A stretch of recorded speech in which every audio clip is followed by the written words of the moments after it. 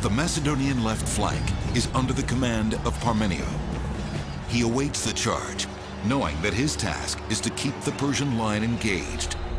And on the other side of the Macedonian line, the young king does something completely unexpected.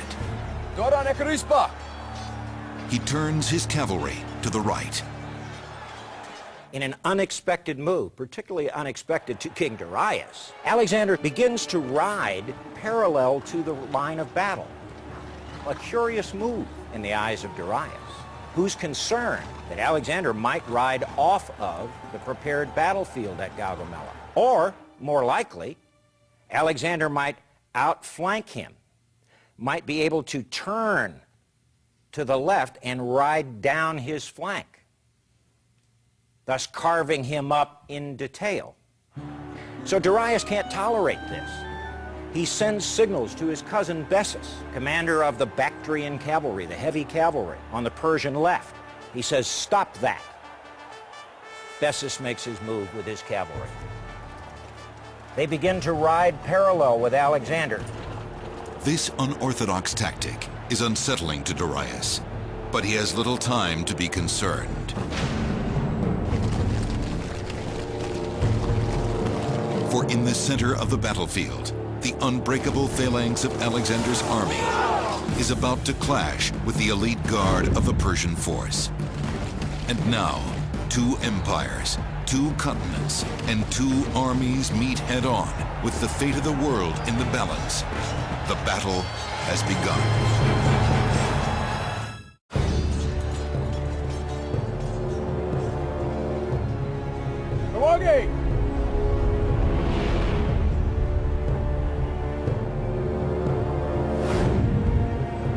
October 1st, 331 BC, the outnumbered army of Alexander the Great is about to collide with the army of the Persian king Darius.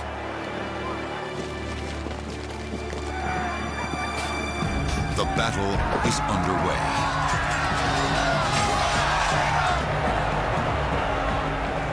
As the center and right clash, Alexander and his companion cavalry continue to ride to the right, while the Persian cavalry matches their every move.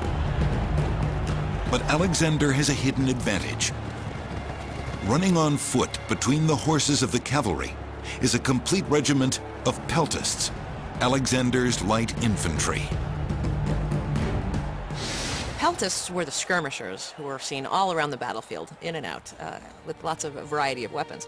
And when they hit you with stuff, they pelt you. So we still use that word today, from the peltasts, lobbing you with sticks and stones.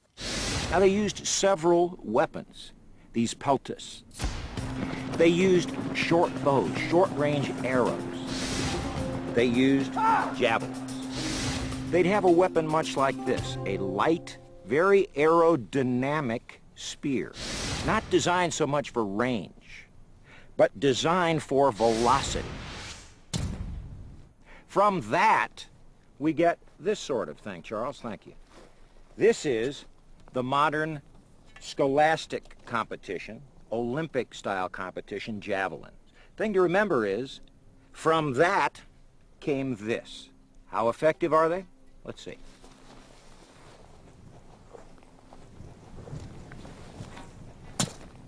So javelins were used by peltasts, by skirmishers, out in front of the battle line to pick off high-value targets, those officers, those chariot crews, and to keep the enemy on edge, unbalanced.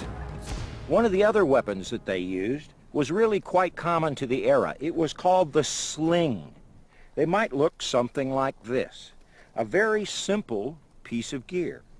A leather pouch, sewn so as to give it a pocket to contain the missile or the rock, and two plated or braided lengths which would serve to launch the missile.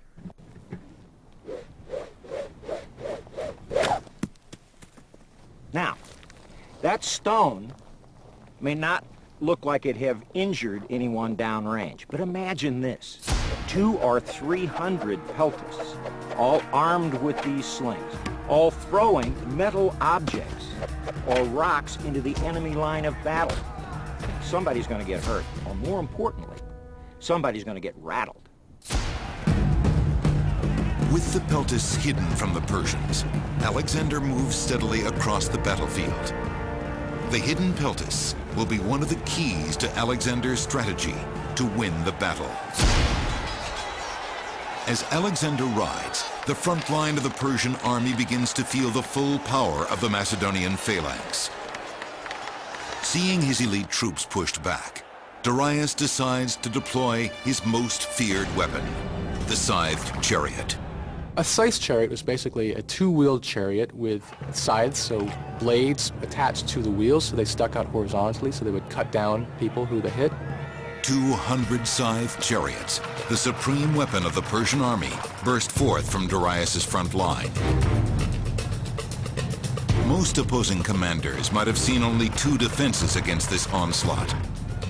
Either stand their ground or retreat before the giant blades and regroup later. But Alexander had devised a brilliant tactic to defeat them. Darius launches his chariots. Alexander knew it was coming, and he had taught his men to trap the chariots. It's a simple move that is still analyzed in tactical studies today, a move that is called the mousetrap.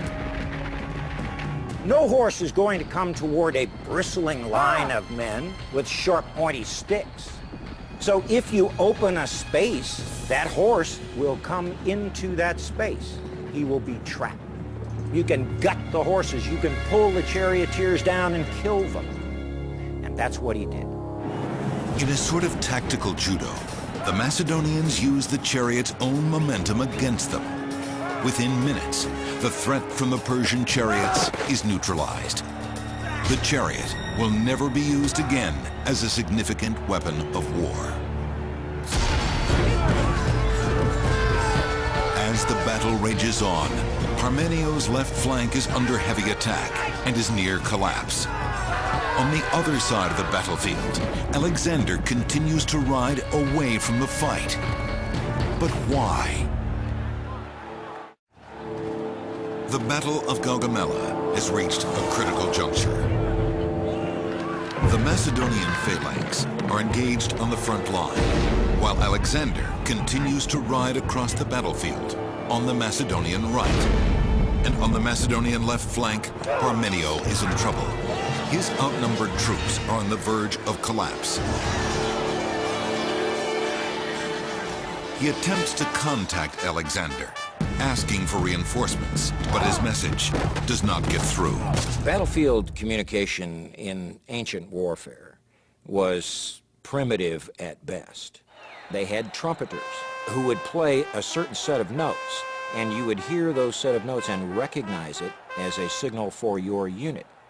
And then the second set of notes that they would play would be what your unit is to do. You had drums whose beat could change, which would tell you that you need to increase the pace, or you need to turn left, or you need to turn right.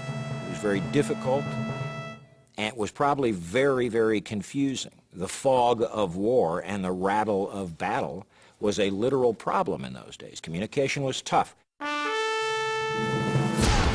While Parmenio struggles, Alexander and his cavalry continue to ride to the right, neither charging nor retreating. Darius's cavalry keeps pace to prevent the Macedonians from attacking his flank.